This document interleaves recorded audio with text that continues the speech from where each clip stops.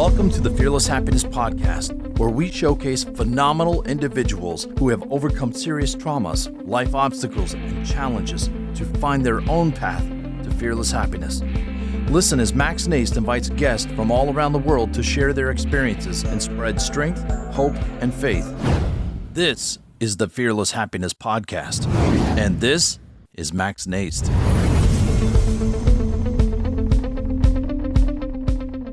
All right, everybody. Good morning, good afternoon, or good evening, wherever you are in this world. This is Max from the Fearless Happiness Podcast. And today I have another amazing and special guest joining me, which I know I say all the time, but it's true. They're all special and amazing to me. Because if they're taking time out of their day to spend it with me for an hour, then they're very special in my book. So I'm appreciative and grateful. But we're going to have fun, Julie. So what I'd like you to do is introduce yourself to my audience, who you are, what it is you do. And then, like I always say, then we're going to rock and roll. Sounds good. My name is Julie Barth, and I am the mother of six and a writer. And I released a book about my challenges, and I'm the founder of the charity called Colin Barth Outreach. Wow. Okay. So that was a mouthful. So That was a mouthful. Like not only being a writer I mean, you have the toughest job, right? A mother of six. And like we were talking about, you have a daughter in college right now, which is always fun, right? And amazing to see our kids go on and do their own thing and thrive in this world. But let's talk about a little bit, go back as far as you want and talk about those challenges you just mentioned and, you know, what got you into writing and what you do and stuff like that. Sure. I was married to my grammar school sweetheart, and we ended up getting married after he was my first kiss in sixth grade. And we had our first son, and then we got pregnant again with our second daughter. And from the get-go of the pregnancy, like she just wasn't growing. And it was like a series of, 9 months of being told that she wasn't going to be able to breathe or she had a genetic malfunction. But yet we would go into the ultrasounds and there was nothing wrong with her per se. She was perfectly formed. And so after about 37 weeks, it literally was one thing after another, they decided to deliver her. And it was back in the early 2000s. So, technology wasn't as good. The internet wasn't as good. And when she came out, she was only about 3 pounds. So from there, it was just, she was in the NICU and it was, 40 different surgeries. And we found out at the age of 3 that she has something called Primordial Dwarfism, which, for those of you who don't know about dwarfism, she's small, but she's like proportionately small. So right now she's 24 years old and she's 24 pounds. So there was, getting her to a stage where she was okay because there was medical malpractice but she started doing great and soaring and things started taking off. And then right as she was doing better, we had 2 more children and life was, going along swimmingly. And then all of a sudden, my husband, Colin, just wasn't feeling well. And he went into the hospital really. And at that point, we were told that he had 2 weeks to live because he had pancreatic cancer. My youngest was 6 months and my oldest was about 10. And basically what they said is take him home. He's got 2 weeks to live and let him say goodbye. So we didn't. I got busy and I said, no, he's not, he's going to make it longer. And he did. He made it about 16 months, some good, some bad. But in that interim, I would go down to chemo with him in the mornings on Tuesdays. And he didn't really, I thought it was going to be like a great time for us to reconnect, because we were in the midst of 4 kids and a special needs kid. And I was like, oh, great. We'll have time together. And it kind of didn't work out that way.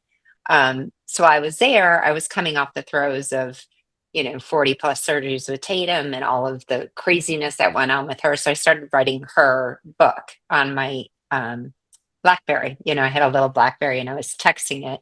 those? and I would email it back to myself. So necessarily it all kind of flowed into present day what he was going through. And so I would take all of those emails and email them back to myself, and I piece them together. And that's so the book is called Notes from a BlackBerry. So it's, just the story of his journey and her journey. And, it's raw and it's amazing. And I just wanted to show his courage and his strength. So I released that last April after kind of round two came. And after he passed away, I got into a very toxic, dangerous, horrible relationship, domestic emotional abuse. And after that was resolved and finished, I went back to the original. I hadn't read the book. It was sitting on my laptop for 12 years. I just didn't have the heart. So I read it, and, it was never meant for the universe, but I decided at that point, feeling, powerful, and the strength that I felt, and, getting past the second hurdle, that I was going to release it. So I did that in April, and I started a charity in my first husband's name to help women who are being emotionally, financially, and or economically abused and are in the process of divorce, because you kind of like stand to lose everything in a minute. So it's kind of I'm like, okay, I'm listening. I'm like, okay, we talked about before this, everybody, and I said, you're going to tell your story, and right, little did I know. Yes, I knew about her book, and that's awesome, right? I remember those BlackBerries. Those are like one of the first cell phones, right? Like that are Mhm. first, like having everything in one hand, like we have nowadays, but wow, I'm sitting here listening to you, right? To go through that, because one, at least that from what I know and having done my research and stuff like that, when you give someone that pancreatic cancer diagnosis, they say it's pretty much like, especially if you catch it late, and that had to be tough, right? Because you and your husband at the time, right, are taking care of your children. You have one special needs child, and then you get hit with that. And talk about, see, this is what resilience is all about. And this is where I always say moms have the toughest job ever, right? Because you heard her, it's like she didn't fold and say, oh, okay, we're just going to make it comfortable and we're going to let it happen. She's like, nope, I got busy, right, to make sure I kept as long as I could, right? Which right there just shows me so much about your character and the strength you have as a human being, right? But let's talk about, because that's got to be tough when you're the mother and then you're the wife and you're trying to take care of your husband, you're trying to take care of the kids. How did you take care of yourself, right? Because that, right, and you're looking at me, she's like, well, I'm still here, so I had to at some level, right? Right, but I'm saying, I mean, it's hard to do that, like what we think about self-care and all that, right, when we're going through something like that, because like I know from the mothers I know, like yourself, like everything else goes out of the picture. I'm taking care of my kid, like leave me, I'm going to take care of my husband and my children. There's, how did you, because I think my audience needs to understand like that even in your tough times, you found time to take care of yourself and find the support you needed. Does that make sense? It does. It does. And a lot when people ask me that, I'm a huge runner. I've always been a runner. I was that kid. I was, back in the 70s, I would say, I'm going to go for a run. And my parents were like, why? Where are you running to? But it's, why? yeah, Really, why? yeah. Why? Who's chasing you, with my little sports Walkman. But that's always just been for me. And especially during that time, it was like once I would get in the speed of it, and it was a place where no one could ask me a question, no one could bother me, and I didn't have to feel anything. It was like I used all of my energy to become numb, and numb at that point was such a good feeling, just to not have that feeling of someone chasing you or something to do, or, it was just that state of like nothingness. I talk about that a lot in my book. Just to escape what you're doing for like an hour. And I did. I would take off and I would come back an hour later and I was a completely different person. So that was kind of just me time. I know that doesn't sound like everyone's cup of tea, but I think everyone has to have that moment where they just like can leave everything, and escape. That's not, I think that's probably why there's such a problem with alcoholism. And, you just need that time where you don't have to worry about anything but breathing. And that was my time. And I would say the other thing is, as a mom, I never saw it as, because of like all the other stuff going on, being a mom was the only thing that really saved me and brought me joy. So, I would disappear for hours. I would take my little kids and I would hide in the basement and I would lock the world out and we would, take out their microphones, and just being in that pure moment of like, because they didn't know what was going on, and being able to experience the fact that in their world, nothing was happening besides, the day-to-day fun. It was like when I was with them doing that, I could pretend as they didn't know that I didn't know, and we were just having fun times. So that was another one of my escapes. That takes a lot of strength, I mean, to make sure you took the kid to shield them, because at a young age, they wouldn't really understand anyway. But I mean, to make them feel like everything was okay had to have been tough on you. You know what I mean? I mean, because you're holding in, yes, you have your running. I'm going to tell you something, and my audience is going to be, oh, here he goes again, right? But I'm not a runner, never have. Like, I like the sprints because I knew it was going to be done quickly, right? And Yeah, right. do the long distance, I'm like, oh, please, no, coach, please. But anyway, but a lot of the books I have read, like, I don't know if you know who David Goggins is, right? He's an ex-Navy SEAL who loves those ultra marathons, right? And Right. that's how Mhm. he became a SEAL. And then after he retired, that's the thing he pushes himself, that like he finds his, peace in being comfortable, being uncomfortable, right? Yeah. So I didn't know the guy. I mean, except from his Instagram posts. And I messaged him one day, not, knowing he might not get it. Or if he did, he probably laughed. I'm like, yo, Mr. Goggins, like, I'm a counselor, but here's my offer to you. I said, anytime you need counseling, I will do a pro bono, because anyone who runs the distances you do there's something going on that is far deeper than just, and I had to laugh. Yeah. I sent it, right? And All right. my old supervisor that would run the Boston Marathon, the New York Marathon. And I told him too, I said, I know you've been doing this longer than me, but I'm a counselor now. But if you ever need free counseling, I will sit down with you. And he'd always laugh at me and go, Max, I admit I am not a runner. That's not how I find my escape.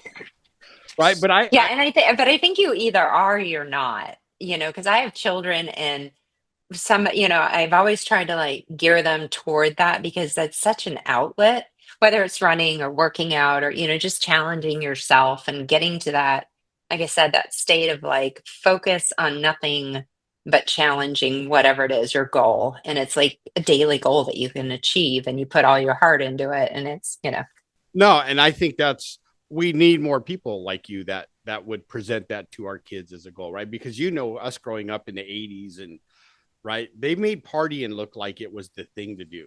And trust me, I got to that, so Yeah. that's off to you. Like, if running was your escape, I mean, that's much healthier than the escape I found when my times got tough back. I'm almost 22 years sober, but I know what you mean, because our media makes, like, even today, like some of the movies I see, and I still go, wow, they make that look so fun. Right. But luckily my brain is programmed to go, it's not fun, Max. Just that's a movie. Remember it. Right. Yeah. And it's no fun in the morning. And I will say that, like, I'm from the Midwest and we are drinkers. That's what we do. We hunker down for 8 months out of the year and we sit in bars. Right. So, yeah. So when he got pancreatic cancer, I mean, the last thing I wanted to do was pick up a drink. And we were, social drinkers. And that's one of the ways that I knew something was up, because he would have like one drink and just be like, bottomed out. But I did during that whole time, not drink. I couldn't be with him and think, you're going through this, and how could I possibly, find escape in something you can't? Not that he could run either, but I just kind of felt an allegiance to him, like we're in this together. So it was probably the only like true numbing slash like way to escape the situation that I was in. Right. And I've always heard there's that runner's high, but I've always, like, I'll tell you, I've never experienced it, never will, but I believe you. I will take you at your Well, never say never. I mean, there's still time. I, but that, I mean, how do I put this? Because, I'm just thinking about those times you're going through. At least you had something I would call a healthy escape, right? You're running and your time to be with yourself and be present with yourself. Because from what I do hear about, my niece was the same way. And, she would go, even after drinking with us at night, she'd get up early and go run. That was her. I'm like, you're, but she said that We are crazy. Yeah. was her meditation time, actually, right? Is while she Right. to just focus on one foot in front of the other and block everything out. And for that hour, like you said, she didn't have any worries whatsoever. And, because going through what you went through, from what I'm hearing, that's for anybody very tough to go through. And then I like how you just kept track, and emailed yourself. Like, when did you realize, like, late, how far was it after your husband passed that you realized, like, I could I could make this a book, like, or Well, so yeah, like I didn't write it to put it out in the universe. I wrote it because we had four little kids. I'm a writer now by trade, but I wasn't. Like I have psychology and a master's in public health. But I had always feared, first of all, that he wouldn't make it. And I wanted, I started writing Tatym's story because it was so unbelievable. And I think that there was this part of me that had to make sense of it through writing it all down. Cause I was like, what just happened here? Because it was literally 4 years of medical malpractice and surgeries and misdiagnoses. And, it was like just everything. And I think it was like I was sitting in front of him with a thing in my hand and all this time on my hands, and I was like, you know what, I'm going to write Tatum's story. And then after I kind of got some of that down, I thought, well, I really should start documenting all of these things that Colin did to stay with his kids, because I kind of in my heart knew he wasn't going to be around, and I wanted my children, I wrote it for my kids really, because I wanted them to know of his strength and who he was and how hard he fought to stay here. And Tatum too, it was like the combined strength of those two and how hard they fought to stay here, because there's no reason Tatum should be here, like none.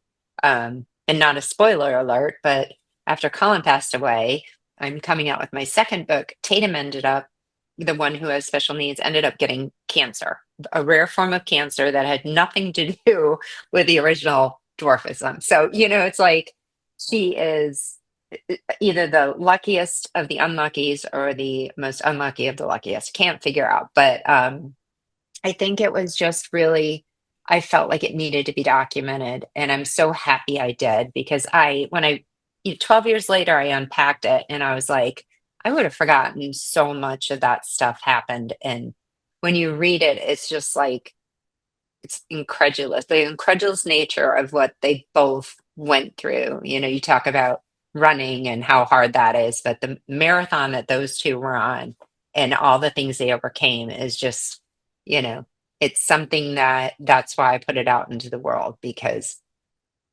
I wanted their spirit to be known by other people, because we can all start to get down and feel like it's the worst thing that's ever happened.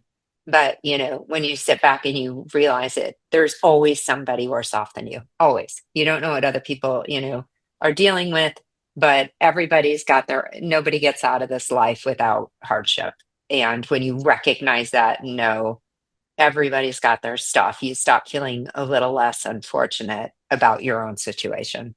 right. And I love that, right? That's why I try to lead with gratitude and kindness always, right? Yeah. Because I don't know what that stranger who might have gotten mad at me for some reason, right, is going through what. So I'm not going to react and, like I used to back when I was younger. Like, who do you think you are? Now it's like maybe they're going through something I don't know about, right? And what a gift you gave your children, right, to document what your husband and Tatym went through. Like, they're my inspiration now, as well as you, right? Like, these people that fought to be with their family, and and like what you're telling me about Tatym, right? And then she gets cancer. Oh my gosh, like, I mean, it truly was unimaginable. And it was like, so she's a little person, which is like one in a million. And then she gets this rare connective tissue cancer that only like 30 patients in the United States have, and they're all over the age of like 60, and it's like, right, yeah, and, yeah. And the good news is that she's in remission, and knock on wood, it won't come back. But the bad news is that the only way to treat it was removal. So she had like her whole right side torso removed and legs grafted. And, after seeing the first 40 surgeries, and she got a break, and then all of a sudden right back at it, again, it would be very easy for both of us to, more her than me, but just to fold and say, you know what, I give. Like, this is unimaginable, unfair. But what really kind of made me put the book about Colin and her out there is that Tatym is made through it. Like, again, she's 24, and she started doing art on her own, and her like little simple drawings, she just became this artist. And with 6 kids and the chaos of our house, she would show me stuff, and I'd be like, oh, that's great, Tate. Well, one day she came to me and she showed me her pieces, and I like stopped, and I was like, oh my gosh, you're like an artist. Like, you did this all on your own. You everything you've been through, as tiny as you are, she can barely walk, she can, and she's just doing this artwork. And I'm like, you know there's a reason why she's here.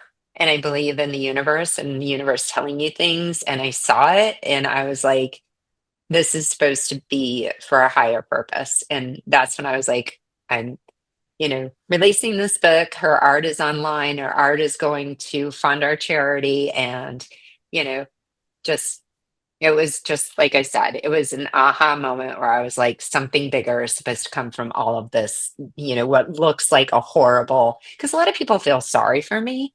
They're like, oh my gosh, like, poor you. And I guess, but I don't feel that way. I wouldn't change anything I've been through. I wish I wouldn't, the people I love hadn't suffered, but everything that I've been through has made me who I am. So, right. Like, that's you've been for, like, iron sharpens iron, I think, right? And God took you and he said, I'm going to do some work with her, as well as Tatym and your husband while he was here on this earth, right? Like, you can tell Tatym, for me, she has a new fan, and I'll get the information. I want to check out her artwork. But if you're listening, everybody, right, this is the kinds of things that make me grateful for all the challenges I've gone through and overcome, right? And here, because I'm like you, there was a time where I didn't believe in any of that. I was actually really angry, right? But I have a strong faith now that, I call him God or the universe, and he's kept me around for a reason, right? Now right now I'm a grandfather of 10, right? With 11, oh, well. 12 coming. So I jokingly talk to him and go, I know you got a sense of humor, but I'm really too young for all these grandchildren, but I will do my best. Right. Right. Your second round. Yeah. Exactly. Right. And my daughter, who's my youngest, my baby, is having twin boys, but they're fraternal twins. One's a little older than the other, but at the same time, it's exciting, right? Because all the things, like, I think about, like, in listening to your story, the things I missed with my kids, right? Because of my addiction, or the things I try to make up for, like, I can do differently through my grandkids and leave that legacy of, right, grandpa is a good guy, right? Like, he says what he means, and he means what he says, and he does what he says he's going to do it, right? And that's what I want to leave, right, for anybody in my family and the world, is to show that, right, never give up. Like you're a perfect example of not giving up on yourself, Yeah. your Well, family, thank you. right. And you are definitely an inspiration to me, because and I know you probably had those moments where you were by yourself and you just cried, right? And that's what you had to do. Oh, yeah. And I've had moments like that too, but I think the universe, like you said, has bigger purposes for both of us. That's why he brought you to me today, and you get to be here on the podcast. And I'm so honored to hear your story and to hear what has happened in your life, because we need more people like you out there that are fighters and not going to give up, right? To show others that just because you go through a hard time means you wave the white flag and you give up, because you don't know what's in store for you, right? It's okay to struggle and fight through those struggles, because I'm of the belief that we go through those, right? Because the universe wants us to learn a lesson, right? Hmm. Absolutely. Yes. And sometimes if we don't learn that lesson, they'll have us go through, the universe will have us do it again until he goes or she goes, did you learn it yet? And you're like, yes, I surrender. I know. My lesson, right? But that's, Yeah. I think what forges us into being better people is not giving up on ourselves. And especially if we have loved ones, right, where we got a big why, right? Like you have a big why, which is your family. And what I'm getting at is, right, when I have something that big, I'm not going to quit. That makes sense, right? Yeah, it does. Yeah. Right. Because Well, I think, you have two choices when you're presented with a challenge or a heartbreak. Is you can you can let it change you to be angry and negative, and you can choose to play the victim, and not that we're all victims of something. Or you can choose to say, I'm going to make something positive come out of this, because that's ultimately what life is about, isn't it? Like, who wants to walk around, carrying all of I think sometimes we all carry a backpack of all of, like, the things that happen to us, the thing, and we let it, like, harden us and make us callous and change us in ways that rob our joy. Right. So, I always hear that, like, forgiveness is for you, and it is hard to forgive, but if you don't, people move on and you're holding it. And so I think that trauma is kind of like that too. Like, I could have said, many times, like, why me? But it doesn't help, and why me? Well, I'll tell you why me, because the universe is trying to tell me that Tatym has a purpose here. There's no doubt in my mind that kid, if she had not had the rough start she had, she would be like, a leader of industry. Here she is, 24, she had some brain damage, she's had cancer, and, she's posting her stuff on Facebook, and she has, like, a business going, and I don't even know about it. She's like pulling out money. I'm like, where'd you get that money from? She's like, posting all of her stuff. And I was like, oh, she just wants so badly to be a part of this world. And so that was really the driving force behind me. I don't want to put myself out there. I don't really particularly like telling my story, but it's really not my story. It's the joy in being connected to these two amazing people that can't speak for themselves for whatever reason that is. So I feel like it's my duty to speak for them. Right. Your job as a mother and wife to put them out there so everybody can see what kind of people you were surrounded by, that who have made you who you are today. Right. Which I love that you say the universe, right? Because, like, sometimes I know I should speak for myself only, but there's times I question the things they do. And like I said, sometimes I lead with, you're funny. Like, I don't like what you're doing. I think you're funny, but, like, can we tone it down a little bit? Right. Right. Sure. You've been through that for. Oh, 100%. And it's like, I say that I do a lot of, and then, like, I feel like my life is a series of, and, I'll tell someone something and they'll be like, oh my gosh. And then I'll be like, and then, and they go, like, gasp, like, there's more. And I'm like, oh, wait for it. Like, what do you mean? There's more? And then their eyes get big. Right. But that's, yeah. And yeah. You know what I mean? And you're like, yeah, that's just the Makes way. me colorful. And it's made me who, as you would say, made me who I am today. Right. Because I always look at things not yeah, I go after goals, right? But I also look at like the universe, God has, okay, you've accomplished that. Now let's push yourself even more. Right. And I'm sure like you, like there's days I'm like, okay, God, I'm gonna lay in bed for a little bit. Can you give me a little break? Yeah. I'm gonna cover my Uh-huh. with the blankets and get under the blankets and just pretend I'm not here. And God for some reason finds like pull the blankets back and go, no, you're not off that easy. Let's get Right.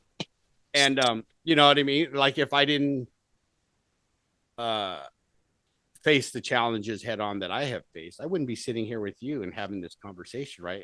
And showing the world, right? Like, look at Julie. She's had a big smile on her face. And now I can honestly say when we release it on the YouTube channel, you'll see it because we're both smiling. We're having a good time.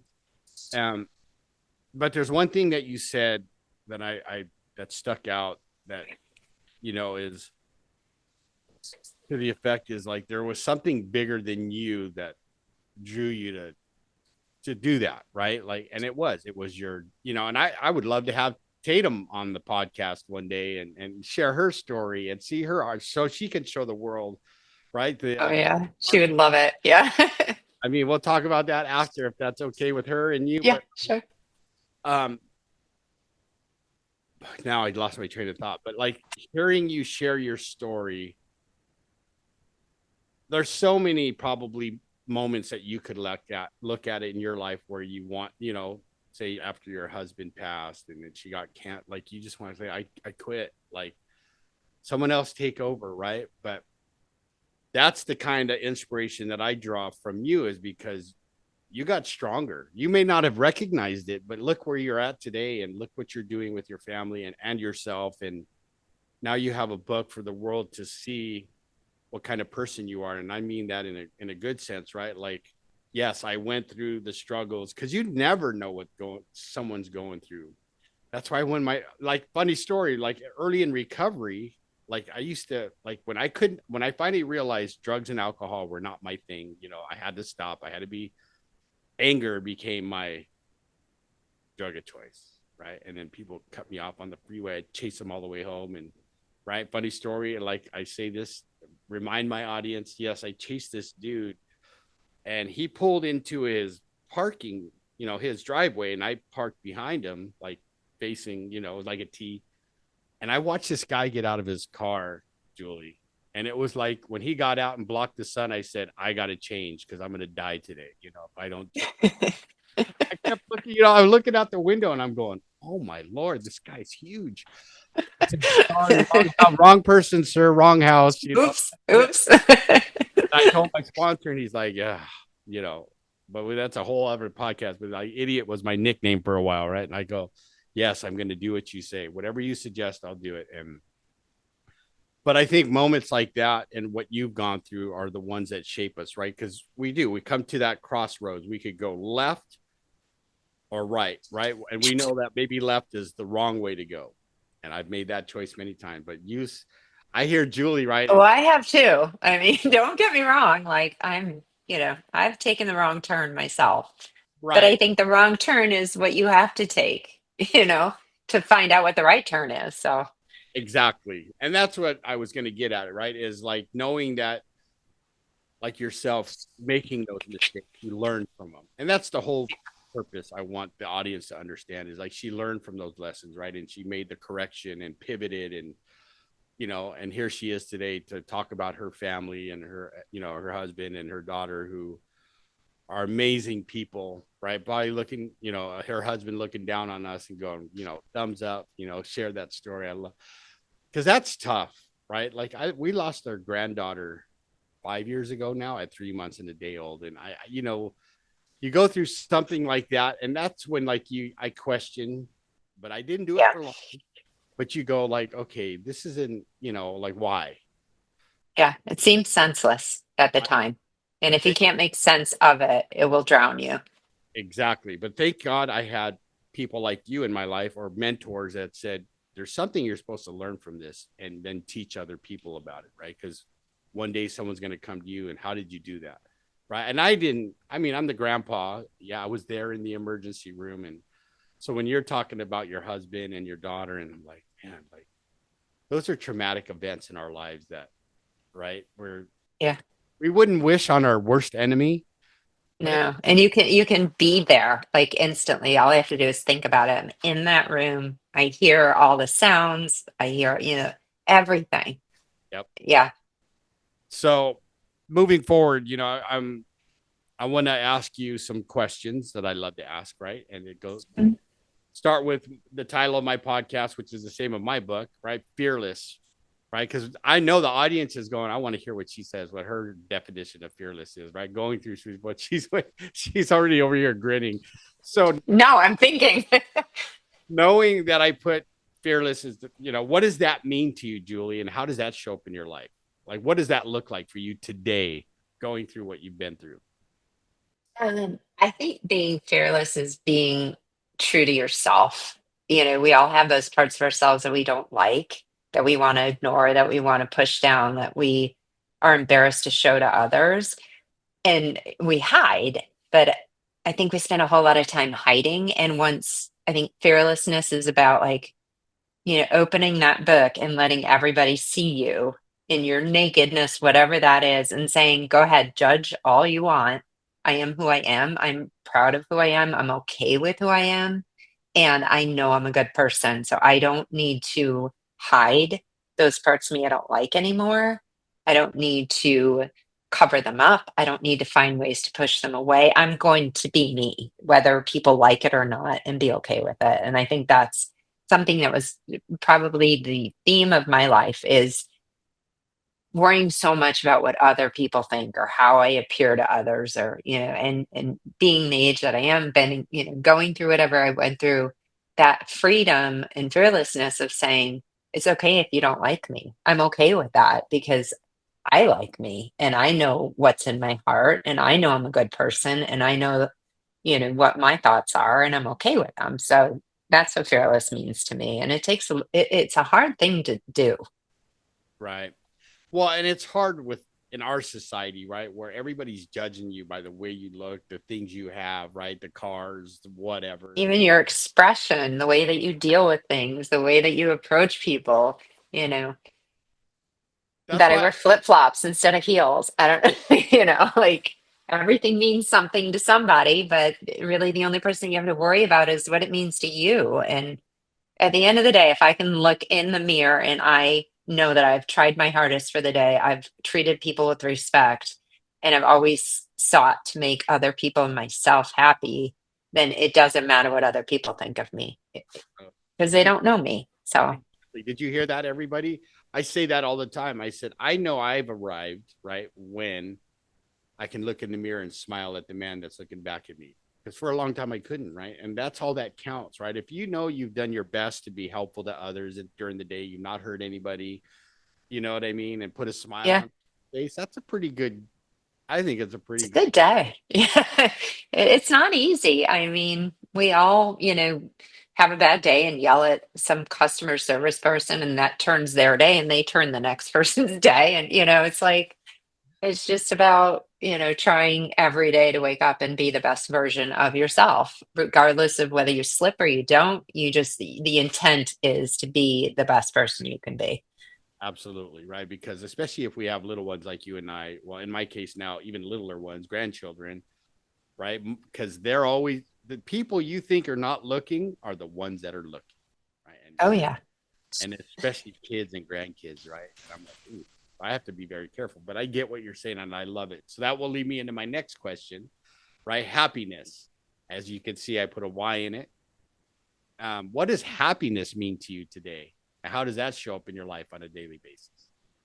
I think that happiness is found in the little things. It's not, I don't think it's a global thing. If somebody came to, for a long time, I thought it was kind of like, you know, happiness was finding a space where like everything was going well, you know.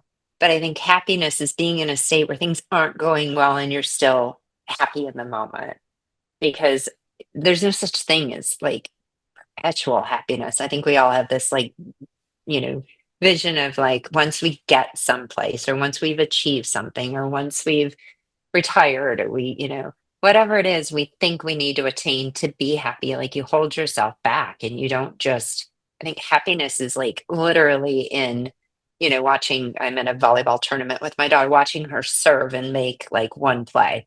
What more is there than that moment, and taking those little moments and building a life around them instead of choosing to see all the other distractions that, hold you down and don't make you happy. Right. Like driving 2 hours to see it. Or driving in Orange County or LA traffic, right? Like that will Right. happiness. If you can find those little things, like you said, then yes, of course, you can be happy no matter what. Man, this is just, I can't say how much of a great time I've had so far. This has been a wonderful time. And I'm so glad you took me up on being a guest, because I love what I've heard from you, and the strength you have as a person, right, is very inspiring. Right. Like, and I know you're the same way as me. Like, we don't want everybody to go through a challenge. So but we need people like yourself, Julie, who have gone through that, and then share it with the world so that, they have, okay, I'm not the only one who's gone through or going through a hard time. There's others, there's people out there going through, like you said, there's people even going through worse out there than some of the. There's always somebody worse off than you. Even if you can't imagine it, trust me, there's always somebody worse off than you. Oh man, and some of the things I've heard as a substance abuse counselor just make my heart go, oh, right? Like, Yeah, I can imagine. Yeah. I hear what clients have gone through, and I'm just like, oh well, I'm here to give you a hug if you need it, and let's do this one moment at a time right now. I'm not going to say one day, because you're looking at me like, I'm telling the clients will look at me like, if I can get through the next 5 minutes, I'll be happy, right? Yeah. But thank God that the universe put it in my brain to never forget how I felt the last time, even before that, like, because I don't think I'd be here with you if I would have forgotten, right? Because it would have been like, oh, that wasn't so bad. That one's so bad. Right. Can do it again, right? And then I'd upset a lot of people. We might not, I'm sure. but Mostly yourself. Yeah. exactly. So I wonderful, wonderful time so far. But if people want to get your book, Julie, or get a hold of you, ask you questions, right? Because I know there's people in the audience are just going, I got to talk to her, because how did she do it, right? If they want to dive deeper, like, how do they get a hold of you? I have a website. It's called juliebarthauthor.net. And I man it. So anybody who leaves any inquiries there, if you go there, then you can find Tatym's art. You can find out information about our charity. It's kind of like around base everything. My book is called, my book is on there as well, but it's called Notes from a BlackBerry. And excitingly enough, I just had a childhood friend of mine who lived next door. She did the audio version of it, which is really exciting for me. So it just came on audio, but it's Notes from a BlackBerry, like the BlackBerry, and it's on Amazon and anywhere else that you buy a book. I love it. I love it. I'll be getting my copy for sure. Well, like I said, this has been an amazing time, Julie. Thank you so much for being here, but you're not quite off the hook just yet. I never am. Story of my life. My favorite question of all, and I always save it for last of all my guests, and it goes like this. What is the one piece of advice you could give my audience to help them grow as human beings and become better people? I'm going to go right back to the stop worrying so much about what other people think. I think it shapes all of us and try, especially in an age of social media, we try so hard to present what we think other people want from us rather than who we really are. And it's so much energy trying to be someone you're not, when it's so much easier to love the person you are and be that person. So took me a lot of years to stop trying to please everybody else and just be me, whoever, whatever, if that's messy, if it's beautiful, whatever it is for that day, just be yourself. And it's amazing how quickly your life will clear up when you just are you, authentically you. I love that, because I am so glad I finally listened to my sponsor and the mentors I had, which said it's none of your business what people think about you anyway. Yeah. And when I finally I understood that, like you, I'm like, I don't care what people think about me. I'm just going to be Isn't it so freeing? I mean, that was probably the most freeing thing that I've ever done is say, I don't care. You know, and people can see you as a human being. Cause you're right. There's so much on social media where people are like taking pictures with a Lamborghini, but it's probably not even theirs. If you know what I mean, dressed up in a nice suit, probably and the filters, you know, like, not, right? So like yeah. when I do a video or something or a live, it's like, this is, yeah, you're getting me. There's no filters. This is just me. Which lead kind of a funny story. I've done this thing called 75 Hard, right? Which is it's called a mental toughness program, right? Andy Frisella, this guy, you have to look him up. But anyway, long story short, it was before my surgery, right? So I had back issues where I would go numb from the waist down. And I'd be doing this live all into the workout, and all of a sudden I'd fall on my face, right? And I'd pop back up and go, I'm okay, everybody, as I'm screaming, right? And people were like, oh, he's human. Right? Well, yeah, I think we all need to just be ourselves. That's what the universe has created. Just be the best you that you can be. Show up authentically so that you can all have awesome conversations like me and Julie had today and show up in the world to try to help somebody, right? And then make this world like Julie has a better place. So I appreciate you being here. You heard her, everybody. If Julie made you think, if she taught you something, if she made you smile, and my famous, if she made you go, I like that. Please go to iTunes and leave a 5-star review so more people could find the podcast. And again, good morning, good afternoon, or good evening, wherever you are in this world. This is Max from the Fearless Happiness Podcast. Until next time. Are you tired of being weighed down by life's traumas and struggles? Join the Fearless Happiness lifestyle and let us guide you toward a brighter future. Explore our past podcast episodes and get a copy of the Fearless Happiness book to ignite your inner strength. If you or someone you love is battling addiction or facing challenges related to unresolved trauma, know that we are here for you. Visit maxnijst.org, maxnijst.org, and take the first steps toward finding your fearless happiness. Thank you for listening. This has been a production of Fearless Happiness.